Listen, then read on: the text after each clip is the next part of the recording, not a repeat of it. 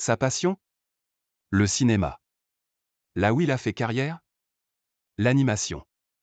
À 83 ans, le japonais Rintaro Albator Metropolis s'accommode enfin de son statut de père de cette discipline, embrassé par hasard il y a plus de 60 ans. Shigeyuki Hayashi, de son vrai nom, a donc voulu raconter l'histoire d'un malentendu au dénouement heureux. Ce malentendu, c'est sa vie, qu'il livre au public francophone sous la forme d'une BD parue fin janvier chez Kana Dargo.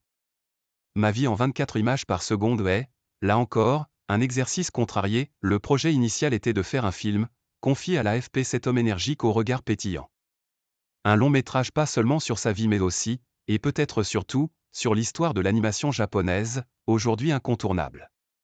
Car il y a bien eu un avant les phénomènes One Piece ou Naruto. Cet avant prend les noms d'Astro Boy, du Roi Léo, dont l'histoire a vraisemblablement inspiré le Roi Lion de Disney, ou encore de la série au retentissement planétaire Albator, qui a fait de Rintaro une star. Composée d'une 40aine d'épisodes, elle a bercé plusieurs générations d'enfants.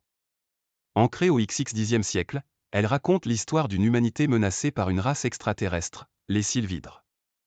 Le seul à prendre au sérieux l'ampleur de la menace n'est autre que le capitaine Albator. Metropolis? Un accomplissement? Rintaro a fait ses débuts de réalisateur au sein du studio Musi, lancé par le maître du manga, Osamu Tezuka, 1928 à 1989. C'est là qu'il adapte les séries Astro Boy et Le Roi Léo.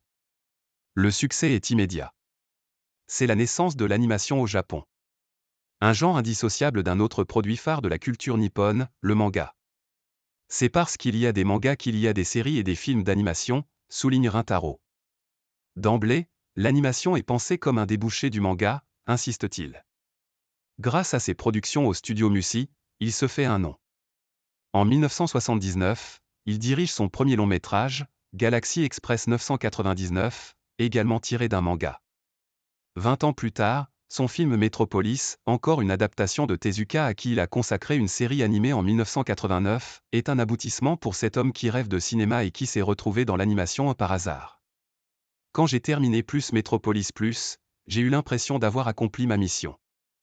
J'aurais pu m'arrêter là et fermer boutique, assure-t-il.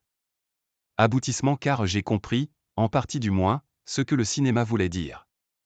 Cette quête passe aujourd'hui par la réalisation de films sur des figures du 7e art nippon. Il y a moins d'un an, il a réalisé un court-métrage en hommage au cinéaste Sadao Yamanaka, 1909 à 1938. Sa dernière œuvre?